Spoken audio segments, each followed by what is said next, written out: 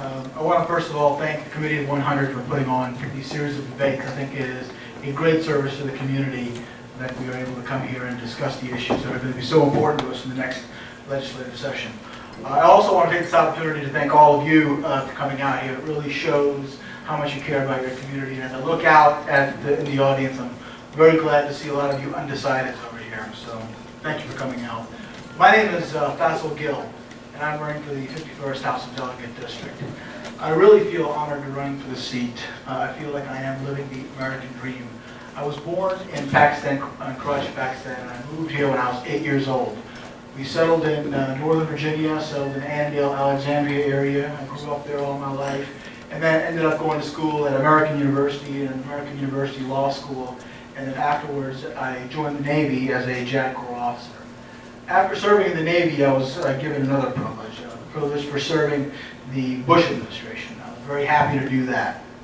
And after serving in the Bush administration, I'm now an attorney in private practice, and very glad to be involved in the community. When we started this campaign, I made a promise, and made a promise to all those folks in the 51st, all those doors that I've knocked on. We're going to run a positive campaign. I'm going to tell you exactly where I stand on the issues. I'm not going to mince words. Some of my views might not be popular, some will. But at the end of the day, you will know exactly where I stand. They will be positive, and I will not, and I have not up to this point, engaged in any negative campaigning. It saddens me to see that my opponent has not chosen to take the same path. I think there are great issues that we face in the 51st, and they would be benefited quite a bit if we were to stick on the issues. I will tell you here exactly where I stand on transportation, immigration, and any other issue that you ask directly, and you will know exactly where I stand. Let me tell you real quick what my opponent is going to say, because I've heard him speak before. We've debated each other or had candidate forums, and it's the same thing over and over again. He will tell you that he's lived in the county for 30 years.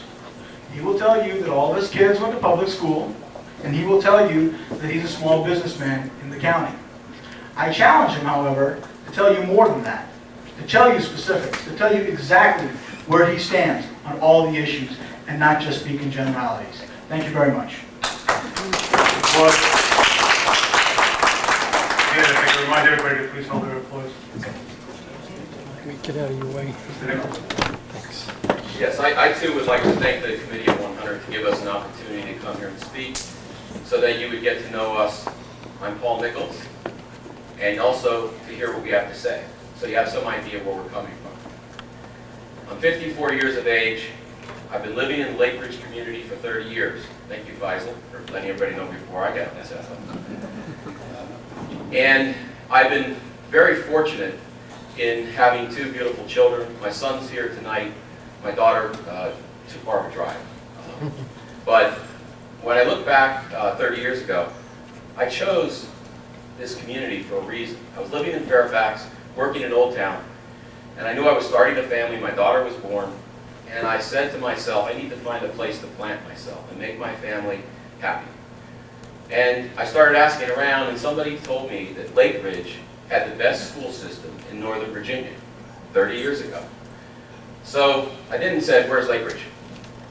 Came down, drove Old Bridge Road. I was very impressed. Everything new, very nice, and I settled here. So I'm very tied to this community in many ways. In fact, I also am a small businessman in your community, in our community. I owned Lake Ridge Texaco for 23 years. It's now Lake Ridge Shell. Things change. I also have a law firm, Nichols, Sandler, that I've been practicing law for 30 years here in the county. And I'm the co-manager of my law firm. We have 10 lawyers, 38 employees, most of whom live in Prince William County. And I would describe my law firm as a neighborhood practice that helps families. That's what we do. Now, why am I running? Okay? I love Prince William County. I've loved it for the 30 years I'm here. We have the Occoquan, we have the Potomac, we've got close proximity to DC, we have all the potential in the world here and a great quality of life. I see us being tested as to that quality of life, and I want to try to make a difference. Richmond is broken, Single-issue partisan politics are constructing roadblocks to important issues like transportation and education. We need to leave politics at the door of the State House. I am a problem solver by trade and will bring Northern Virginia common sense and my business sense to Richmond if you'll permit me to represent you. Thank you.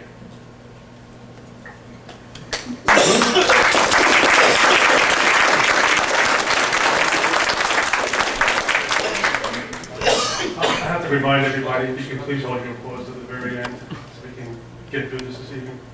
Okay, first question will be given to Mr. Nichols. What's your view on the Prince William County delegation in Richmond, their performance, and how could it be improved, and what would you do to improve it? Wow. Okay. My view on the current delegation is that it's ineffective. I am running because I am tired of seeing what's going on with the politicians that are running our county from a state level. They're single-minded, single-issue-minded people. They're not worried about our quality of life. They're worried about social issues and what we can do and not do. I've been watching this for quite some time. Think about this, 2000 to 2006. Did we or did we not have the best real estate boom that you may ever see in your entire life? Money was flying. Tell me, in the last 6 years, 7 years, how much transportation's been improved around here. Tell me where our education system is right now. We're failing. We are doing the worst of the Northern Virginia school systems. We have great potential, but we need to have people down in Richmond that have their eye on the ball. And the primary issues that need to be focused on is transportation. We need to bring the dollars back to Prince William County. Instead of 46 cents on a dollar, we need to get those numbers up. And with that type of money, we can get more done, we can be more effective, our education programs will get better, our transportation problems will get better, and we can live in a good environment. We're going to raise our children, and now I have a grandchild who I'm concerned about who's 5 months old. And I'm telling you, I want to make that difference. And I don't see it happening over the last 6 years. I'm not up here for my health. I'm here because I'm mad. And I'm mad because my community isn't being taken care of the way it should be. And at 54 years of age, I'm ready to step up and do something about it. Mr. Gill, same question. 2 minutes. Well, I think our delegation is doing a great job down in Richmond. Mr. Nichols says that they're a single-issue delegation. I very much disagree. Our delegation this year has taken some tough stances. They have brought money back from Richmond, not in the way that I would have wanted, but they did bring money back. They have tackled the problems of illegal immigration. They have forced the governor over and over again to tackle the problems as well. And they have tackled the problems of transportation in a very, very, very, very difficult bill this year. A compromise bill, so-called compromise bill, which did give local governments, which did give Northern Virginia authority over itself and basically trying to get money here. The question that I would have, and the concern that I would have is, for the 3 years or 6 years that Mr. Nichols mentioned, he's just been watching. That's the difference. While Mr. Nichols has just been watching, I've been out there doing. I've been against the sales tax referendum that they tried to pass. I was for the marriage amendment last year. I've been active in the local community. What we need to do in Richmond to get money back is we need folks who are going to go down there and they're going to stop the playing of the politics. Thus far, again, even Mr. Nichols' answer, we don't know what he's going to do to get this money back. I will tell you, I want to have transportation funded from general fund. That's where we need to have transportation funded from. That is where the priorities are funded from. Transportation is a Northern Virginia priority, period. Every single person that I knock on their door, they mention 2 things to me: transportation and illegal immigration. If we're not funding transportation from the general fund, what are we really saying about it? The other priority that I've got is I want to make sure that we never, ever, ever get the toll lanes on 95, and I will do whatever I can to stop that from happening. Mr. Nichols, 1 minute rebuttal.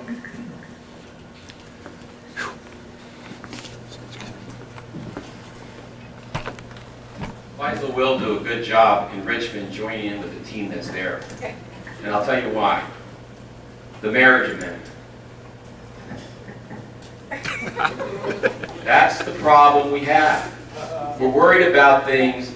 There are states that have the marriage amendment. There are 3 states or 2 states. They got it passed. 2% of the public use that special marriage ceremony. Okay? I wouldn't have mentioned that had he not brought it up. That's the problem. He'll join in. He'll do a great job with the comrades that are there. They'll be worried about issues like that, and transportation will go right by us. Mr. Gill, you have the final rebuttal. I noticed that Mr. Nichols didn't address the fact that I said I was going to fund transportation from the general fund. The bottom line is, Mr. Nichols, I might have agreed with the marriage amendment, but at least I was out there fighting for the issues that were important to the 51st. And just in case you didn't know, the marriage amendment overwhelmingly passed in the 51st, so I think it is important, and I do believe the social issues are important. I have kids, and I definitely will be fighting for social issues when I'm down there, but not at the expense of transportation. Again, I would ask you, how are you going to bring the money back from transportation? It's very nice to get up there and say, you know what I'm going to do? I'm going to bring more money back from transportation. Well, tell me a politician, a single politician that is running in Northern Virginia that is not saying that. Every single person. But what are you willing to do when you go down there to get it? About the only thing that I'll agree with you on, Mr. Nichols, is yes, there is one person that's ineffective in the Prince William delegation, and that's Senator Chuck Hogan. Okay, the second question will begin with Mr. Gill. We have heard time and time again about solutions to the transportation problems. What is your proposal to accomplish a real solution to this problem instead of just political rhetoric? I appreciate answering that question. Again, in order to really solve transportation, we have to make sure that transportation is funded from the general fund. The general fund basically exists. That's your state income tax dollars and my state income tax dollars. And the reason last year, if you remember, people kept on saying, well, we can't fund transportation from the general fund because, you know, what are we going to cut? That's where we have other priorities from. Other priorities. That's what I find so interesting. Other priorities. In Northern Virginia, the #1 priority is transportation. We are sending our tax dollars down there. And we are not getting our #1 priority met. Last year, Richmond told us, Northern Virginia, for your #1 priority, go ahead, raise your own taxes, and take care of your priority. However, keep sending your tax dollars down to us. That makes absolutely no sense. I have a saying, transportation needs to be the first flow of the month. What we need to do, every Northern Virginia delegate down there needs to go there and really take a stand and make sure the transportation is funded from the general fund. And if it's not, then they have got to be willing to stand up and fight, even if that means voting against the Virginia budget if we're not getting our fair share. Mr. Nichols, same question, 2 minutes.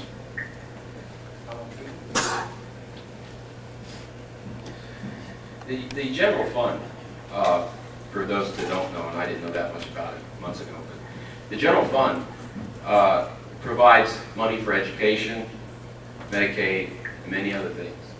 Currently in the nation, we are 38 in education, okay? We're the 7th richest state in the country. In Medicaid, for the people that are really needy, we're 48 in the nation. Okay, I'm embarrassed by those numbers. The general fund is for purposes like that. We have transportation funds. Those transportation dollars are going other places in the state. That's the problem. What we need to do is learn to work together and not get caught up on marriage amendments and all these social issues that are so divisive. My God, you talk politics or religion and look out and bar, right? Right? Okay, these are the kind of issues that make people divisive. We need to get to a point where we can work together with other people from the state. In terms of transportation, I have short-term and long-term goals. Long-term, I have a vision. We should have Metro down to Woodbridge. 40 years ago, our political people decided it wasn't important. Well, that was very short-sighted. We need to start working on that. you know, when I talk to political people in the last few years, basically it's a done deal, it'll never happen. Well, in my vision, it will be here. It might be 10 or 15 years, but it'll be here. Short term, we need more asphalt on Oak Ridge Road and 95. We need to divert traffic. I think we need a carpool lot on the western end of Lake Ridge so that people don't drive all the way to 95 on Oak Ridge Road to get to a parking lot. And I think we need to improve our bus transportation so that people are more likely to take a bus. I was out in LA recently, and they have these double buses. It's a bus rapid transit system. It's helping LA. Our traffic is as bad as LA, if not worse. Those are solutions that a creative person will use, somebody that can think out of the box, and I can't. Can we get 1 minute, please? Those are all wonderful solutions, Mr. Nichols, but I think the question was, what are you going to do to get more money back for Northern Virginia? And that's the issue. They're all great solutions. People have great solutions, and I'm glad to see that you agree with me that we do need to build a lot at the Glen so folks coming from McCord do not have to go to Tackett's Mill Park. So thank you for agreeing with that position. Again, how are you going to get the money from Richmond down here? There's only two ways to get the money down here. Either you use the general fund or you raise taxes. The issue is, which one is Mr. Nichols going to do? Thus far, again, he has yet to answer that question, and I really hope that in this debate he does. What I've said I'm going to do is go there and make sure that transportation is funded from where the priorities are funded from. Why is education? Why is Medicare? Why are all these things funded from the general fund? Because they're priorities to us. We want to make sure there's enough money for all that. That's why we fund it from the general fund. Why is it that transportation is not like that? Why is it that when we get the transportation, we start thinking of all these creative solutions? The number one responsibility of the state is to take care of the roads. We need to have delegates who understand that fact. Mr. Nichols, you have the final minute. Faisal, if you're going to quote me, pay attention.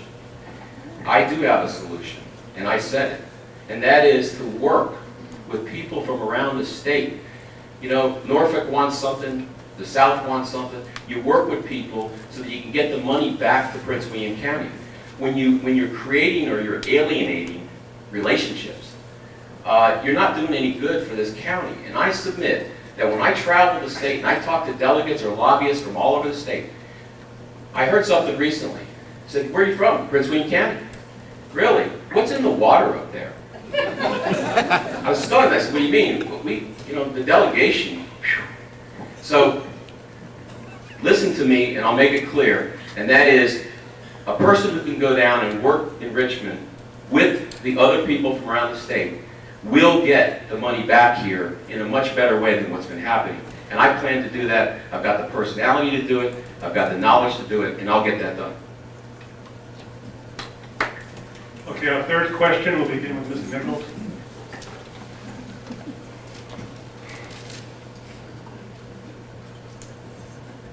The current Board of Supervisors has taken a rather controversial position towards alleviating illegal immigration. Is the correct approach to establish detention centers for criminal illegal aliens? Please expand on what you believe the correct approach is to be. Well, first of all, I do want to recognize that the illegal alien situation is a significant problem in this county, and it's getting worse and worse. And action by certain citizens has prompted our government to respond locally, and action is happening, and that's good. I'll share with you a story. I've got a friend here, Danny Fair. Some of you may know him from the racetrack. He was 99-time champion or something out of Old Dominion. But Danny in May was being a good Samaritan, helping his niece who had a flat tire down in Stafford. And while he was changing the tire, he got hit by an illegal alien with no license, and he was driving and drinking. The first concern is what's going to happen with this guy. Is he going to go to jail, then they're going to deport him? Is he going to get released? You know, if he gets released, he's going to be gone. And the concern was, unfairness. Do this time, and then what happens? President Bush has dropped the ball, and he's dumped it in the lap of the state and local government. And our local government is taking some action, and I do support it. As far as the detention centers, I think that is something that should be seriously considered. I just heard about this plan. It's kind of coming out. I don't know who's going to pay for it. It's really in the beginning stages. But why should we pay that bill when criminals go to Prince William County? I, for one, believe if you break the law and you are illegal, you should be gone after you serve your term, Danny. And as your delegate, I will work to provide necessary funding to county government to try to get this done. And the detention center is something that would be more statewide and something that would relieve the county from that responsibility. So I'm for it, but I've got to see how it develops and who's going to pay for it and what it really means. Thank you. Mr. Gill, same question, 2 minutes. Well, legal immigration certainly is a huge issue in the county. Every time that I go door to door, that's what I hear from voters, is that the legal immigration is an issue. And I guess, Mr. Nichols, that's the difference between you and me. I'm not going down to Richmond talking to lobbyists. I'm just in Woodbridge knocking on doors and in Lakers knocking on doors talking to the citizens of 51st. I support the county's efforts wholeheartedly. I think they're taking a very brave stance, and they have taken this brave stance because the federal government has basically dropped the ball. They're not doing what they're supposed to do, so the state and the county is picking that ball up and is running with it, and I support it wholeheartedly. As far as the detention center goes, I believe the proposal that came out this morning was for a state detention center, but I think we might need to look at having a county detention center if the problem still is there. I've proposed a plan before to take care of illegal immigration. I think it's got to be a comprehensive plan. We just can't have one issue out there. We've got to support the county. I would hope that Mr. Nichols, when he goes down there, asks the governor to sign the MOU with ICE that will allow state police to enforce immigration law. And I also think that we need to have a real solution for going after the employers. One of the things that I proposed is making it under state law, not federal law, state law, a felony for anybody in Virginia, any employer in Virginia, to hire somebody without checking their proper documentation. We have to do that. It is Arizona is doing something similar, and we need to do the same thing. But I do commend the county for what stance they have taken. Mr. Nichols, 1 minute.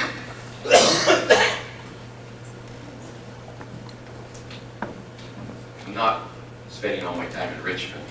I'm knocking on doors too, and I've knocked on some of your doors. I see people here.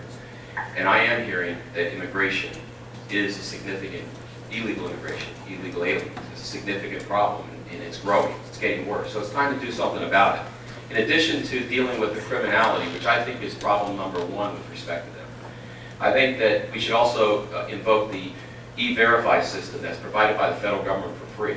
It's not a big deal to require any contractors that are doing state or local business to require them to check their new hires. It's a couple-minute process on a computer, and it's free. That should be mandatory, and if you don't do it, you lose the contract. The other thing is, the reason why illegals are coming to Prince William is a haven. The rep is out. Come to Prince William, there's a lot of jobs. People are getting arrested at the border, some of them, and they've got phone numbers in their pocket with 540 and 703 area codes. That's a problem. We need to do something about it. But we also need some assistance from the federal government, because I'm sure Faisal is aware of this. The federal government preempts our ability to do some of these things. And we need to change that. We need to be in D.C. fighting to get them to give states the power to do some of the things like fine employers. Right now, it's illegal because the federal government didn't give us the authority to do it. So felonies and big fines, bull. It's not legal. We need to change that, and as a lawyer, we both know that. Mr. Gill, you have the final minute. Well, it's interesting you say that, Mr. Nichols, that fines are bold, because if I understand it correctly, you're proposing raising the fines on employers to 10,000. So I would hope that you're not proposing something that you find to be bold. The issue here is the federal government has dropped the ball. We need to push the envelope, just like Arizona, Hazleton, and others are doing. The law of preemption, I won't bore all of you here with it. Mr. Nichols, as a lawyer, you know this. There is nothing ever black and white in law. There are always things in law. And I would be very glad to have such a law here in the Fourth Circuit. And I understand that Mr. Nichols has been practicing as a lawyer for 30 years here, so he should know the reputation of the Fourth Circuit. I'm willing to take that chance. I think we need to take that chance. When I say I'm going to go down there and fight, I don't mean I'm going to go down there and look at it and think, oh, well, you know, God, it says here that we can't do it, so I'm just going to wait for the federal government. No, I'm going to go down there and fight. I'm going to go down there and put this law in place and take it to court, and hopefully we'll win.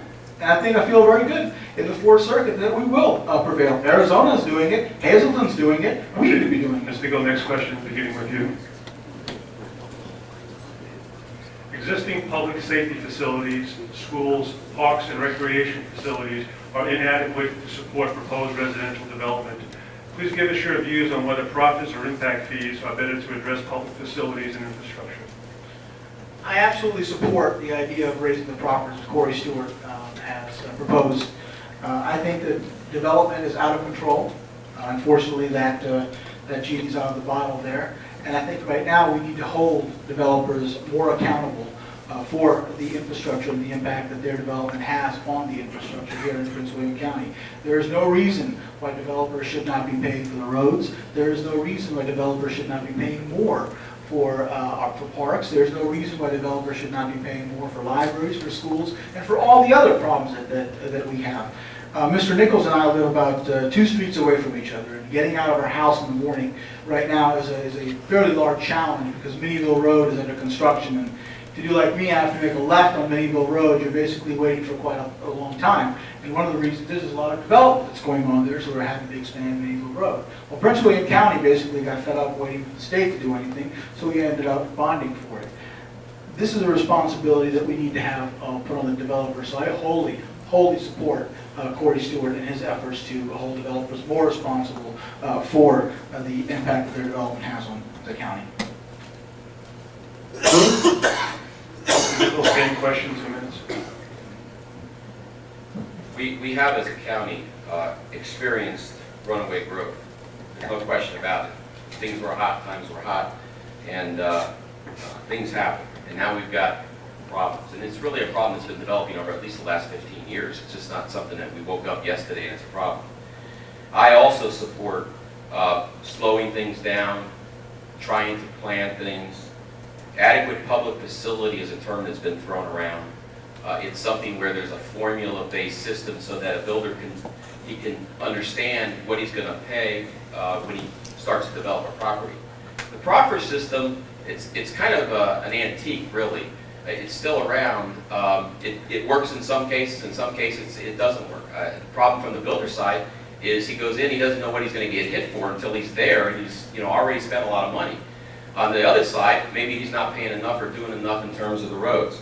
So there's this concept floating around adequate public facility that one of the issues down in Richmond is going to be whether we're going to let the state's going to let the counties have a little bit more tools to get things done to control the situation. I'm in one for that. I think the county needs the tools to be able to deal with the situation. I think if everybody works together, we all want the same thing. Okay, we want nice grocery stores, nice restaurants, we want good roads, and nice houses to live in. Okay, we're all there for the same thing. It should all work economically, but we definitely have to do some serious planning, and we have to give the county some tools that they can work with to get that done. Mr. Gill, 1 minute. Would have been nice if we knew what tools Mr. Nichols wants to give the county. I absolutely support making sure that the state is not an impediment to the county raising the proffers. I mean, if we're not going to raise the proffers, and I don't know if Mr. Nichols is for it or against it, he didn't say when he was up here. We need to hold the developers more responsible for the effects of building. We absolutely need to. That is the only way we're going to have adequate public facilities here. I mean, otherwise, we're going to have to be paying for it. Why should we have to do that? When they're the ones who are making a lot of profits from it. Now, I've noticed that there are a decent amount of developers that are supporting Mr. Nichols, and maybe that's why he wasn't really clear as to how he's going to get Richmond to make sure that we have adequate public facilities. But if I go down there, what I want to do is I want to make sure that Corey Stewart has no impediments in raising the proffers to hold developers responsible. Mr. Nichols, you have the final minute. I taught 9 years at Northern Virginia Community College back in the 80s. Faisal, you're not paying attention. Pay attention. I said adequate public facility is a theory and a concept that will give the county more tools. When you say that to a developer, it's like using the B word with some people. Okay? They don't like it. I think it makes sense. How it's put in place is the question. The proper situation, it works, it's the way we've been doing things forever. I'd rather see something better, and I think there is something better, and it's adequate public facility. It is the very tool that the county wants, frankly, and it's the tool that the state has to give them that they don't have right now. I think it would be a good idea. Okay, question 5, and we'll begin with Mr. Nichols.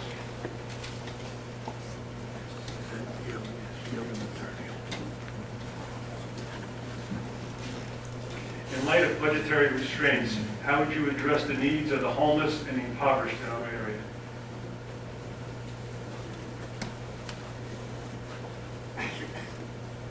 There's definitely a place in my heart for people who are downtrodden. And learning figures like we're 48th in the nation when it comes to Medicaid is embarrassing to me. Yes, we are in a budget situation, budget crunch. We're probably going to operate this state as a deficit, significant deficit this year. I think the estimates are somewhere in the $600 million range and up. So there's going to be problems. But when I get down to Richmond, I'll tell you this, I'm going to look for that money somehow. And I'm going to try to get us maybe from 48th on Medicaid to maybe 32nd or 25th or something like that. When we are 7th in the nation and we are so prosperous around here, we are so lucky to live in this community. It's a shame that we don't do more on a statewide basis and on a local basis for the people that really need our help. I'm embarrassed by it. I pledge to do everything I can to improve that situation, and I will have my eye on that ball. Mr. Gill, 2 minutes. For the last 2 years, I've been fortunate enough to serve on the Prince William County Housing Advisory Board. And there we have tackled this issue head on. I know some folks who are in that situation. I know the federal programs that are coming to the county to help folks who are homeless and who can't afford housing in the county. But folks, this is where I'm going to be completely honest with you, and what I have to say maybe you don't like. But the bottom line is, the truth of the matter is, the situation probably won't improve with the state for them this year. I mean, that's just the truth. Mr. Nichols can get up here and say, I'm going to have my eye on the ball. I'm going to go down there and work with others. And I have been listening, Mr. Nichols, and thus far what I've heard is, you're going to work with everybody, you're going to work with everybody, you're going to work with everybody. Well, you know, at some point, you have to work with something. You have to actually propose a solution to them. It's not, the issue is not that our legislators, whether you think Prince William County are bad or Fairfax County or others, are going down there and not working with anybody. The issue is we have to have a solution for this. And the bottom line is, as much as my heart goes out to these folks, and I do think that we need to see what we can do for them, the truth of the matter is that in this budgetary cycle, the budget for them probably will not increase, especially as the General Assembly now is increasing budget for mental health and for other areas that we need to increase, and that has gone up, and that is a focus that I want to keep.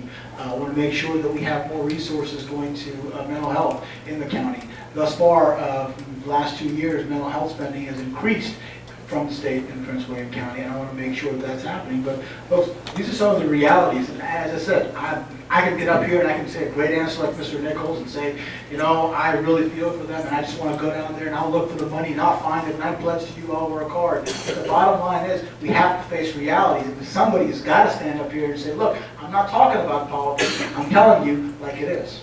Thank you. Thank you, Mr. Nichols, 1 minute.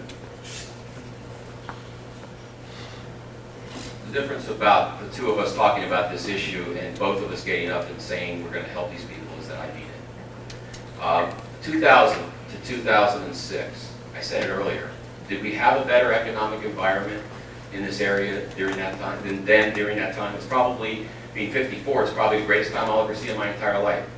And what did we do for the homeless, and what did we do for the people who are in trouble? Zippo. And that's what I want to change. I mean, I'm going to watch our dollars. I pay taxes. I do all these things. My law firm pays health insurance premiums. We pay workman's comp. We do all these things. I know what it costs. And I know spending hurts when you pay your taxes and all that sort of stuff. But there's got to be a balance in life. And we've got to straighten that out a little bit. We've got to make it a little better. And that's when I say eye on the ball, I don't mean we're going to put them in Cadillacs and put them in condos, but let's help. Let's find something. You know, he wants to take money for transportation from the general fund instead of from funds that are raised just for transportation. That's the problem. Okay, we're going to take dollars from transportation, put it out there, and then the homeless don't get anything because it would come from something like the general fund. That's not fair.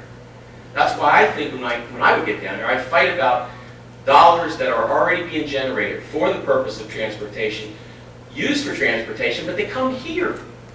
Drive to Virginia Beach. Great roads. All the way down through Richmond, get on 264.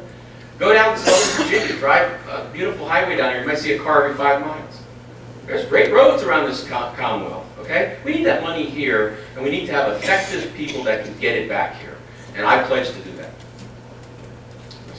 Mr. Gill, you have the final minute. Mr. Nichols is absolutely right. From the years of 2001 to the 2006, things have not improved. And I would like to ask Mr. Nichols if he remembers who was the governor between those years. I believe it was Mark Warner and Tim Kaine. And you're absolutely right. Things were not that great during those years. Bottom line again, folks, is I'm wrong. I mean, it's Come on, folks. Push it up. bottom line, folks. Bottom line is, I can get up here and I can very easily tell you, look, I'm going to keep my eye on the ball, but I know what this issue is. I've sat on the Prince William County Housing Advisory Board. I've seen it go from an advisory board to an actual housing board with authority. And the bottom line is this issue is a very complex issue, and it requires a lot of money to be able to resolve that issue. And I can tell you, unless Mr. Nichols is willing to stand up here and tell you what he's going to cut and where he's going to bring the money from, it is not going to get resolved this year. But to say, Mr. Nichols, I don't mean it. I grew up the son of a cab driver. I know exactly what it's like to be downtrodden. Thank you. That is the end of our audience-based questions. Now, Mr. Gill will have 1 minute to ask Mr. Nichols a question. Mr. Nichols will have 3 minutes to respond. Mr. Nichols, you have said that our delegation is single issue. You have said that our delegation basically is focused only on social issues. You have said that the marriage amendment, I think up here you said was whoop-de-doo, big deal. I think that was your exact quote.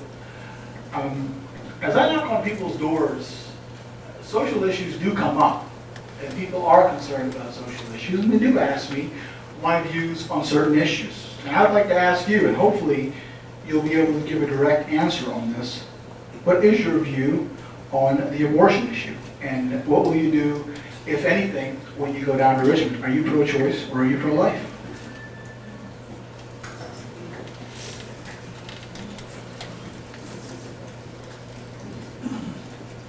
Faisal, I'm against abortion as a person, but I believe in a woman's right to choose. I think Roe v. Wade is the law of the land, and it should stand. I'm not for anything more than that or anything less than that. I think that partial birth abortion, no. I understand, and I guess hopefully you'll respond to this in your next comments to me. I think there's a rebuttal. But I understand your position is no abortion under any circumstances, even in a case of rape or life, health, threatening issues with the mother. I think that's a bit extreme. Many people believe in that. I can appreciate that. That's not my concept of the way things should be. I do believe in a woman's right to make her own decision about her body. I have felt that way really all my life, at least since college when I really thought about it. I try to come up with my own thoughts about it. And I've read a lot, I've dealt a lot with this issue in terms of reading the papers, talking to people, getting into discussions with people, and it's a hot issue. And I've never ever been persuaded, certainly not to the extreme right that you are, but even beyond the Roe versus Wade. I think it's a right that a person has. Thank you. Okay, there isn't any rebuttal. Now, Mr. Nichols has 1 minute.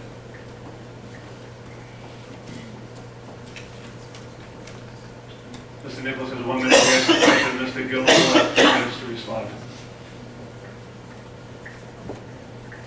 Faisal, while seeking your party's nomination in the spring, you completed the Virginia Citizens Defense League survey.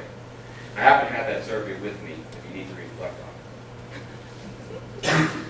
In it, you stated that you would amend Virginia law to allow concealed firearms to be carried in our local kindergartens through 12th grade properties. Do you really think it's a good idea for people to bring handguns to Woodbridge High School football games?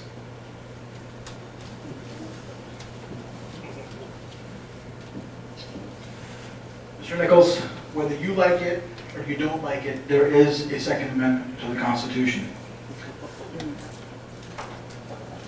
Virginia does also have a concealed carry weapon. I'm glad you have the survey. I hope you filled it out so we know what your views on the issues are. I've told you from the very beginning, I'm going to answer every question directly. The answer, what I wrote in this questionnaire, was not that I want guns to go in kindergarten, high school football game, first graders. And knowing many gun owners as I do, I don't think that I have yet to come across one irresponsible gun owner like that who basically will just take a gun and go into first grade or kindergarten. The issue here is right now there are what's called gun-free zones. So if you're basically carrying a weapon legally in Virginia, and if you're going to school, if you're going to a public high school or elementary school, you have to take your weapon off, leave it in your car, and then walk into the school. I don't think that's a good idea either.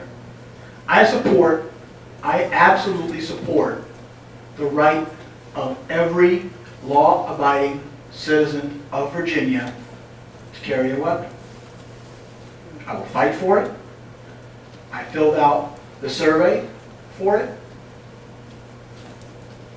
And as I said, whether Mr. Nichols likes it or not, there is a Second Amendment to the Constitution. Thank you. We are now at the closing statements portion of our forum, and Mr. Nichols will begin with 3 minutes.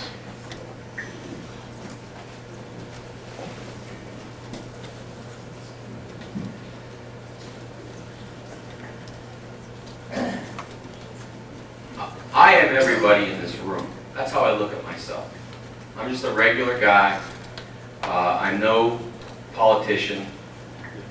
I'm just tired of what I've been seeing happening or not happening in Richmond on our behalf here in Prince William County. I see ineffective representation. I said it earlier, looking at the time frame, 2000-2007, prosperity and no improvement.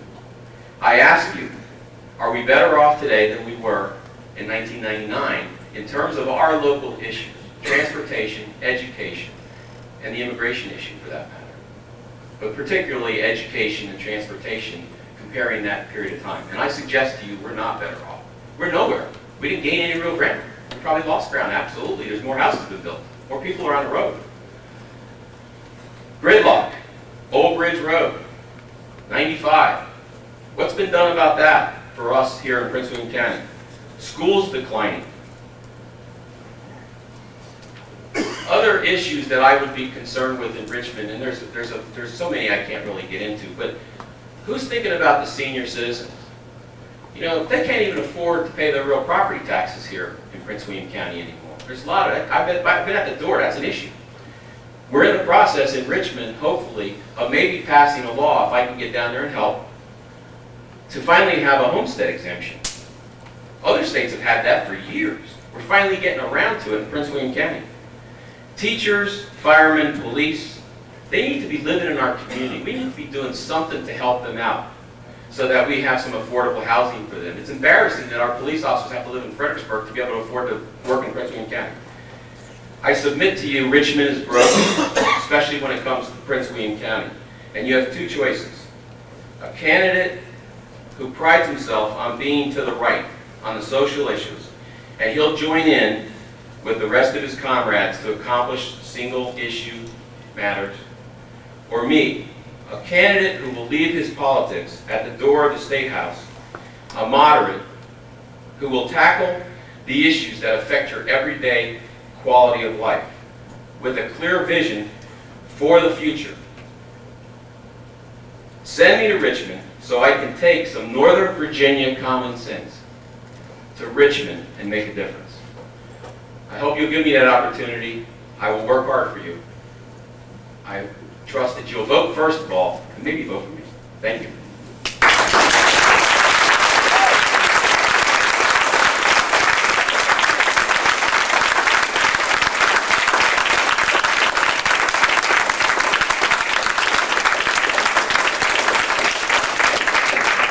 Mr. Gill, 3 minutes. Thank you. Well, again, I want to thank again, the Committee of 100 for hosting this debate. I think it has been very educational. It's great to get up here and say, I'm going to take Northern Virginia common sense to make a difference. But again, what does that mean? For somebody who says he's not a politician, he's certainly been spending a lot of time down in Richmond getting training in being a politician.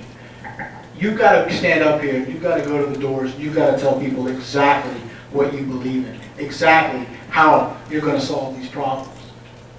You can't go down there and say, well, I'm going to work with everybody. I'm going to go ahead and I'm going to, see what we need in Norfolk and see what we need here. So what are you going to do then? Are you going to give away more of our fair share from here to Norfolk or the Tidewater area or someplace else? The bottom line is, you've got a couple of choices. Let's take transportation. Transportation is my #1 focus. I want to stop the hot lanes. I haven't heard Mr. Nichols here say whether he's for the hot lanes, against the hot lanes. I haven't seen him in his many lit pieces that he's been mailing out. I don't know if he's for or against the hot lanes. That is a big issue for the commuters here. I want to go down there and I want to make sure that we don't have a toll lane there. The only way we're going to get enough funding for Northern Virginia transportation is if we send somebody down there who is a fighter. If this election has said one thing, I am not easily intimidated. For those of you, and I'm assuming most of you in this room have been following this election from when I first started running for office, it's been a tough election. I've had to take a lot of arrows, and that's fine. Doesn't bother me at all. Bring them on. Bottom line is, you need somebody who's going to go down to Richmond and basically fight. And what do you mean by fight? Fight means exactly that. You have got to be willing to vote against the budget. You have got to be willing to do something that has not been done before. There are enough legislators from not only Prince William County or others who've tried compromises. That's why we have this Northern Virginia compromise. I submit to you, Mr. Nichols, it would be very nice if you actually gave us a real answer. Are you going to go for the general fund, which I think you said no?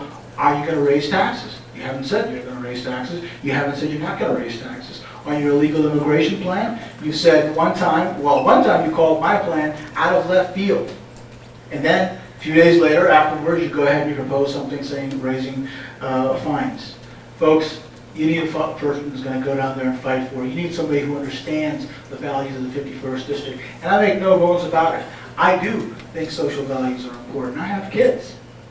I have a wife. Social issues are very important. If you send me down there, you will have somebody down there who's going to actually fight and not just stand here and give you great quotes. Thank you.